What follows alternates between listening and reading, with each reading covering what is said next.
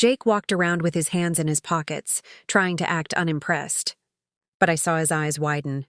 I saw him take it all in. "This must have cost a fortune," he muttered. "It did," I said, dropping my bag on the king-sized bed. "But I'm worth it." He didn't respond. That first night we had dinner on the terrace. The staff brought out fresh seafood, tropical fruits, wine that probably cost more than our monthly rent. The sunset painted the sky in shades of pink and gold. It should have been romantic. It should have been everything I'd dreamed of. Instead, I felt nothing but cold clarity. "Jake," I said, setting down my wine glass. "We need to talk." He tensed. "About what?" "About the woman you were with last week." His face went white. Then red, then white again. "What are you talking about?" "Don't lie to me." My voice cut through the sound of the waves. "My aunt saw you, at Giuseppe's, with a brunette, holding hands across the table." He opened his mouth, closed it, opened it again. "Emma, I can explain." "Explain what?" "That you've been cheating on me while telling me I'm not good enough? While laughing at my dreams?" "It wasn't like that." "Then what was it like?" I leaned forward, my voice deadly calm. "Tell me, Jake, who is she?" He ran his hands through his hair, looking everywhere but at me. "Her name is Melissa. She works at my office." Of course she did. "How long?" "Emma, how long?" He swallowed hard. 4 months. 4 months. While I was working 2 jobs. While I was saving every penny. While I was dreaming of us. I laughed. A bitter, broken sound. "You know what's funny? I brought you here to prove something. To show you I wasn't just a dreamer. That I could make things happen." I stood up, my hands gripping the edge of the table. "But now? Now I realize I don't need to prove anything to you. Because you were never worth it." Jake stood too, reaching for my hand. "Emma, please. I made a mistake. I'll end it. I promise, just don't throw away 3 years." I pulled my hand away. "I'm not throwing anything away, Jake. You already did that the moment you chose her." He looked desperate now, panicked. "So what happens now?" I smiled, a real smile.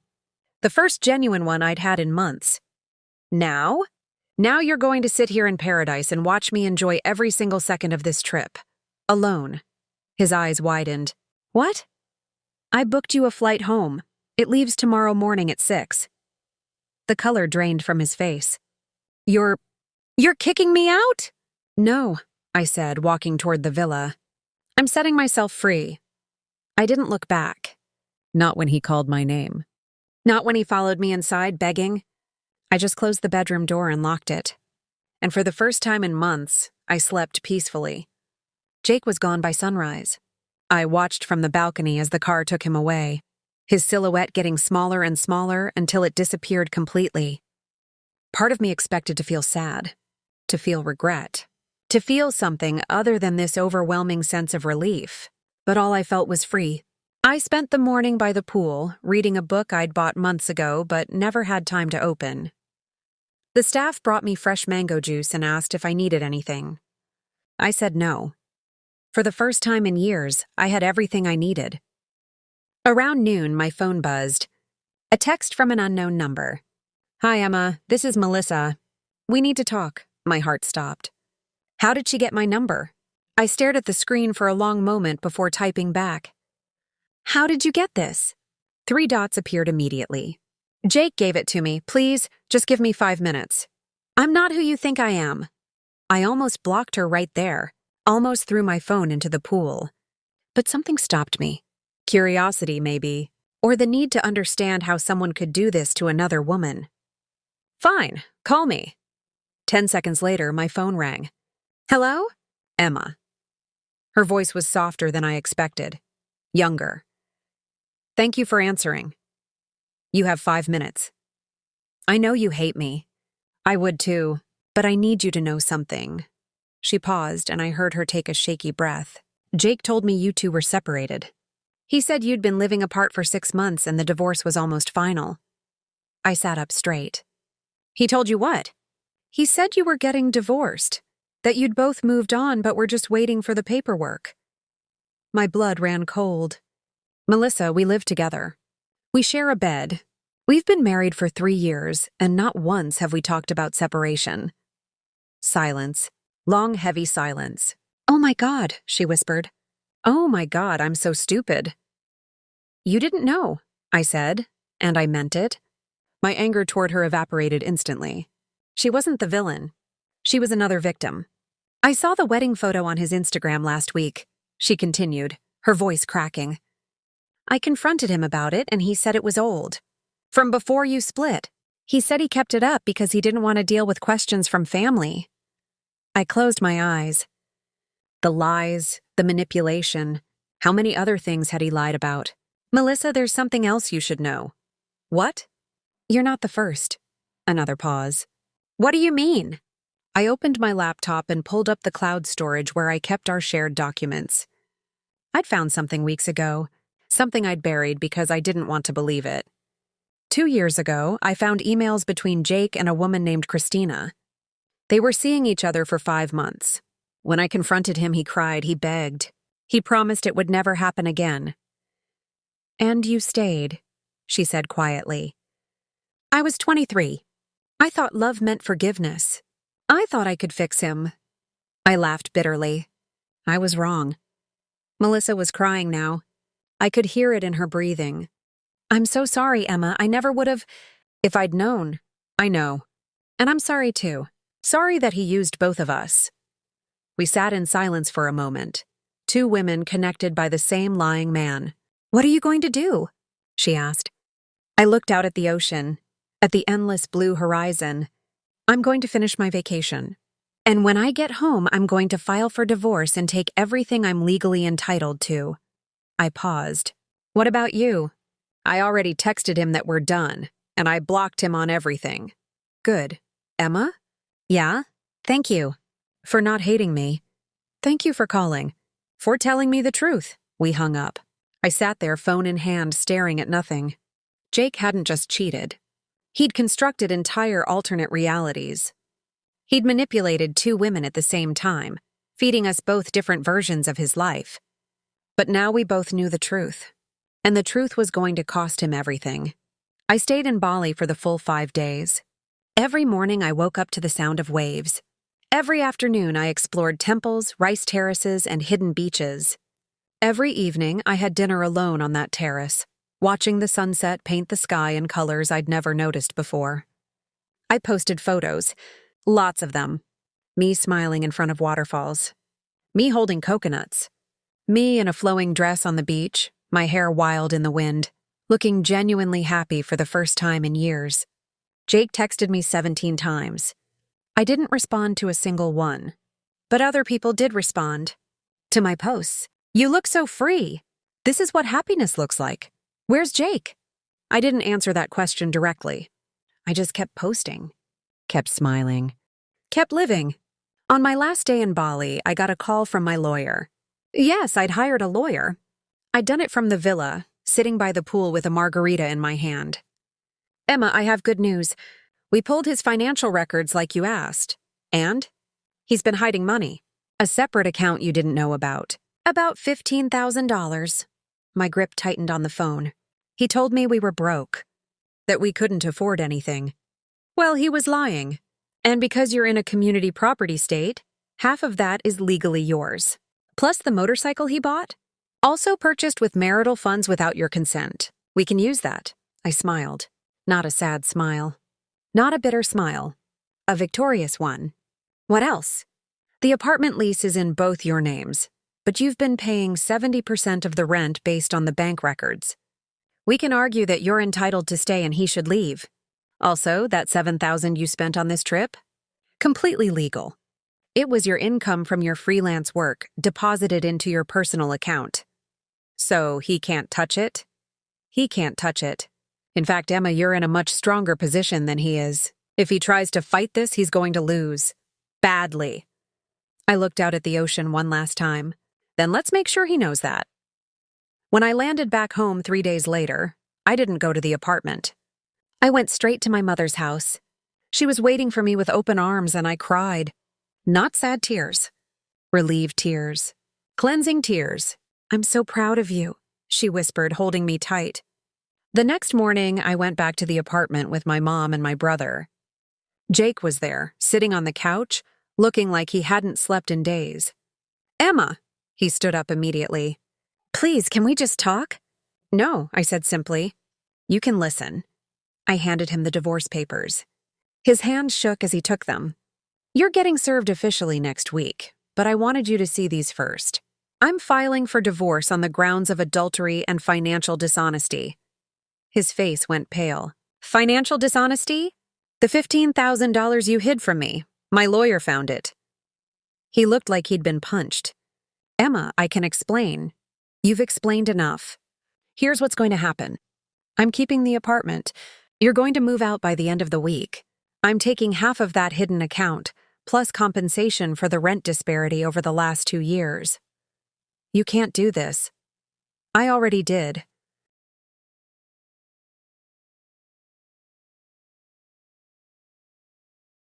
I was folding laundry in our tiny apartment when my husband walked in and saw the travel brochure on the coffee table. "Bali, are you serious right now?" I looked up, smiling.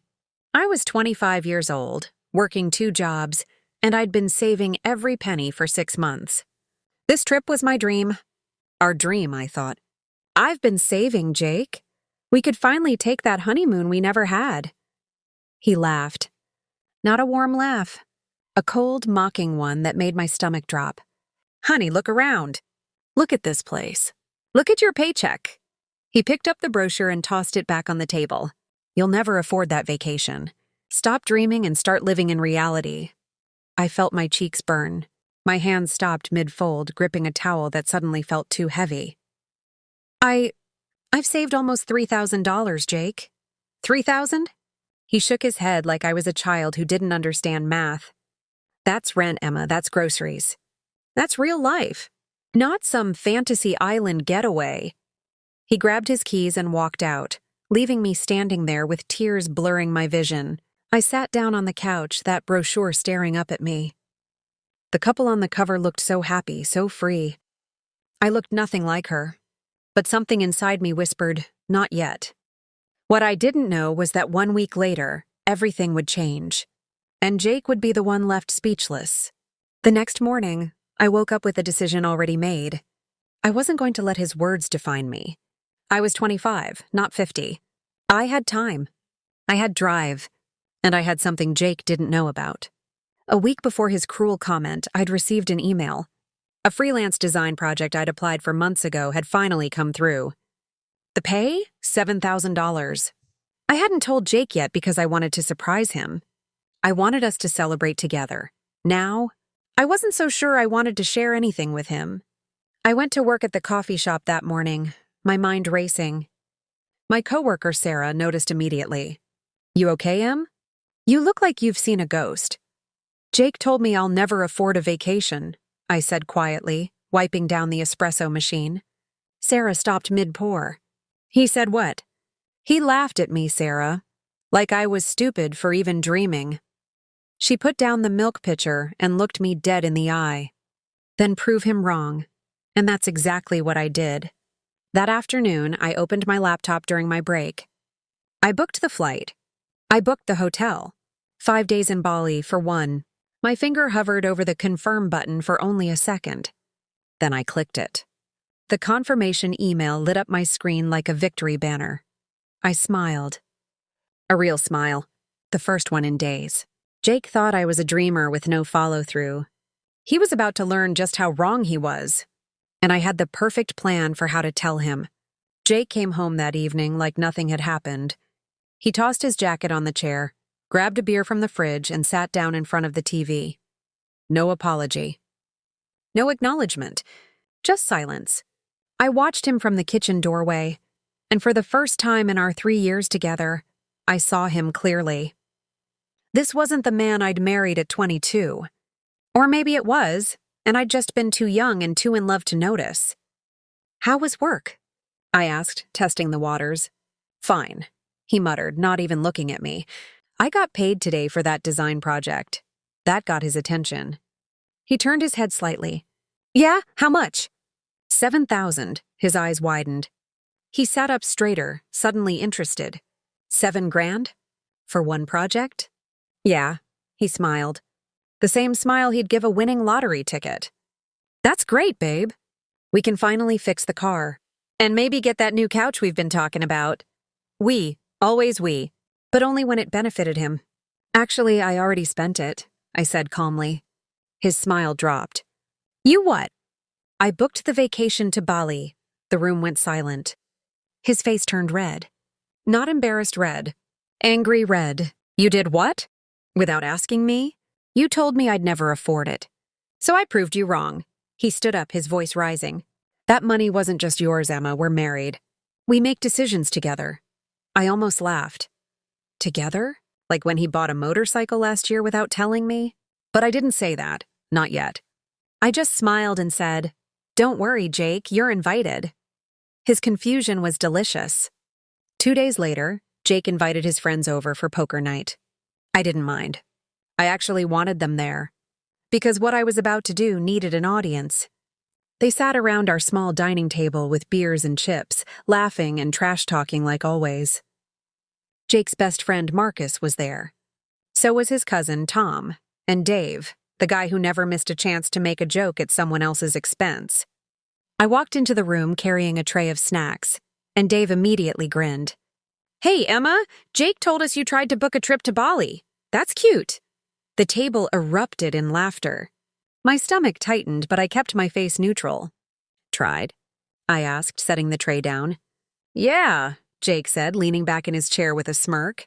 She thought she could afford some luxury vacation on her little freelance gig. Marcus snorted. Bali? That's like what, 10 grand? She spent 7 on the trip, Jake said, shaking his head.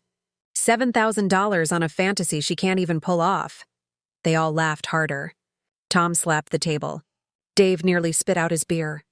I stood there, my hands trembling slightly. Not from fear, from rage. You're embarrassing yourself, babe, Jake added, looking up at me with fake sympathy. Just cancel it and get the refund. We'll use the money for something actually useful. I smiled. Calm. Controlled. Oh, I'm not canceling anything. Jake frowned. Emma, I leave in 4 days, I continued. First class. Beachfront villa. Infinity pool. The laughter stopped. And then I dropped the bomb. And Jake? You're coming with me. His face went pale. The room fell silent. Jake stared at me like I'd just spoken a foreign language. His friends exchanged confused glances. What? Jake finally said. You heard me. I booked 2 tickets. You're coming with me to Bali. Marcus laughed nervously. Wait, so you actually did it? Yep, we leave Tuesday morning. 6 a.m. flight. Dave leaned forward. Hold on. You're telling me you dropped 7 grand on a trip and didn't tell your husband? Oh, I told him, I said, looking directly at Jake. Right after he told me I'd never afford it. Jake's jaw clenched. Emma, can we talk? In private? No, I said simply. We can talk right here. His face flushed with anger, but he couldn't explode. Not in front of his friends. Not when they were all watching. This is insane, he muttered. You can't just make decisions like this. Like you did with the motorcycle? I asked sweetly. Tom whistled low. Marcus looked down at his cards. Jake stood up abruptly. Guys, give us a minute. No, I said again, louder this time. Sit down, Jake. He froze. His friends froze. No one had ever heard me talk to him like that. I wasn't the quiet, agreeable Emma anymore. You humiliated me, I said, my voice steady but cold. You laughed at my dreams. You told your friends I was embarrassing myself. So now you get to come with me and smile for every photo. Every dinner. Every sunset. Jake's fists clenched at his sides. And if I refuse? I tilted my head. Then I go alone. And I take half of everything when I get back. His eyes widened. The poker game was over. Jake's friends left quickly after that. Awkward goodbyes. Forced smiles. The kind of exit people make when they know they just witnessed something they shouldn't have. I went to the bedroom and started packing. My hands were shaking, but not from fear. From adrenaline. From finally standing up for myself. Jake followed me, slamming the door behind him. What the hell was that, Emma? I didn't look at him. I just kept folding clothes into my suitcase. You made me look like an idiot in front of my friends. You made yourself look like an idiot, I said calmly. I just told the truth. He grabbed my wrist. Not hard, but firm enough to make me stop. We need to talk about this. I pulled my hand away. There's nothing to talk about. We're going to Bali, together. Or I'm going alone and filing for separation when I get back. His eyes searched mine, looking for a bluff. He didn't find one. Before he could respond, my phone buzzed. A text from my mom. Call me. It's important. I stepped away from Jake and called her. She picked up on the first ring. Emma, honey, I just got off the phone with your Aunt Carol. Okay? She told me something I think you need to know. About Jake. My stomach dropped. What about him? She saw him last week at a restaurant with another woman. The room tilted. I gripped the edge of the dresser. What? I didn't want to believe it either, but Carol's sure. She said they looked close. I looked at Jake. He was scrolling through his phone, oblivious. My mother continued, I'm sorry, sweetheart. But you deserve to know. I hung up. Jake glanced at me. Who was that? I smiled. Cold, calculated. Just my mom. Checking on our trip. He nodded and went back to his phone. He had no idea the bomb that was about to drop. The flight to Bali was silent. Jake sat beside me in first class, sipping champagne like he hadn't just been caught. Like my mother's words weren't echoing in my head on a loop. She saw him with another woman. They looked close. I hadn't confronted him yet. Not at home. Not at the airport. I was waiting. Waiting for the perfect moment when he couldn't run. Couldn't hide behind his friends or his excuses. We landed in Bali at sunset.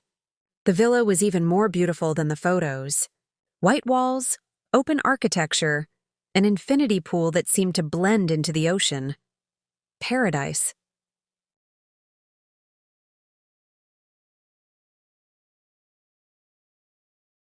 And if you fight me, my lawyer will make sure everyone knows about Melissa, Christina, and whoever else you've been lying to. His mouth opened and closed like a fish out of water. My brother stepped forward. You heard her. Start packing. Jake looked at me one last time, looking for the girl he married. The one who forgave him. The one who stayed quiet. She was gone. I loved you, he said quietly. I picked up my suitcase and walked toward the bedroom. No, Jake. You loved controlling me. There's a difference. I didn't look back. Not when he called my name. Not when I heard him slam the door on his way out. I just opened the window, let the fresh air in, and started unpacking. My real life was finally beginning. 3 months later, I was standing in my apartment. My apartment now, fully mine. The divorce was finalized 2 weeks ago. Jake didn't fight it. He couldn't.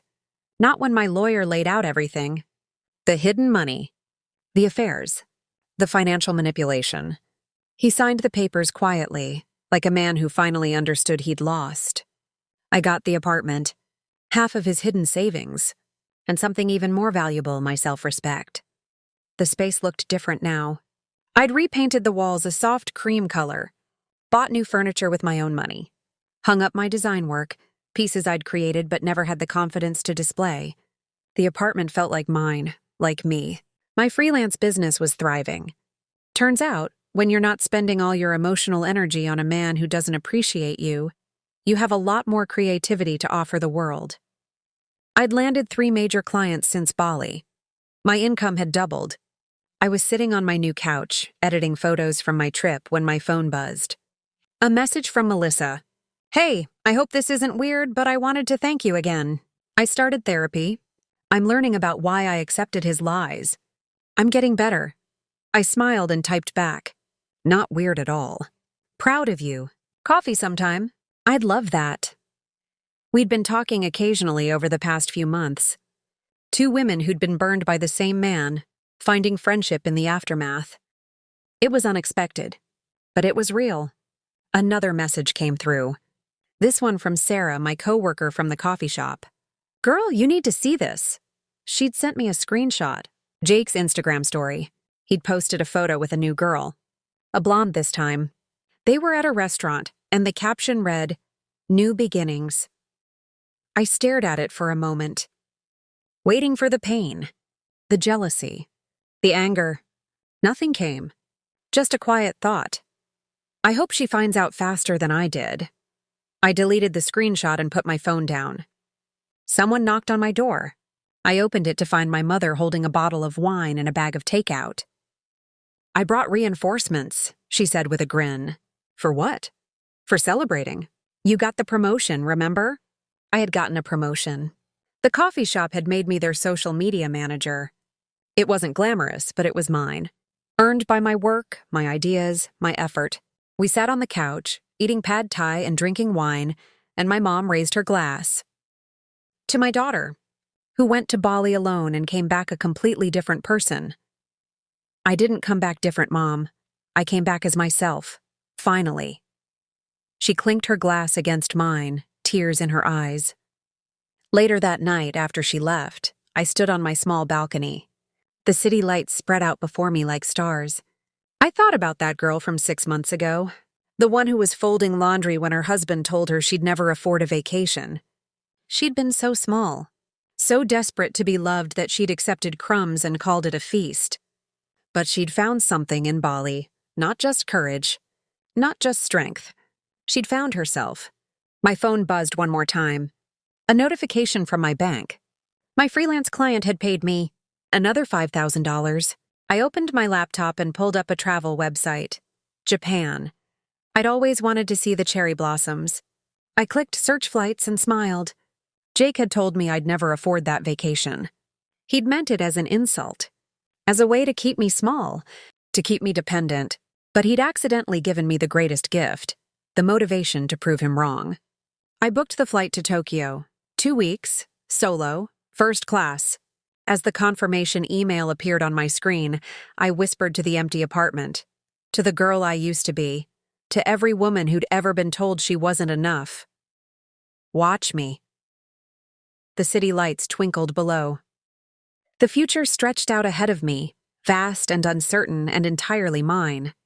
And for the first time in my 25 years, I wasn't afraid of it. I was ready.